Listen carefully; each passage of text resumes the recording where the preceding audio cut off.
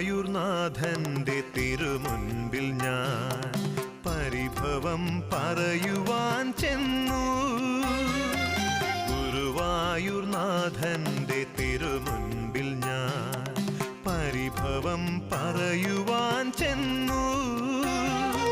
മനമിടറുമ്പോഴും മിഴി നിറയുമ്പോഴും ചിരിയോടെ അവൻ നോക്കി നിന്നു.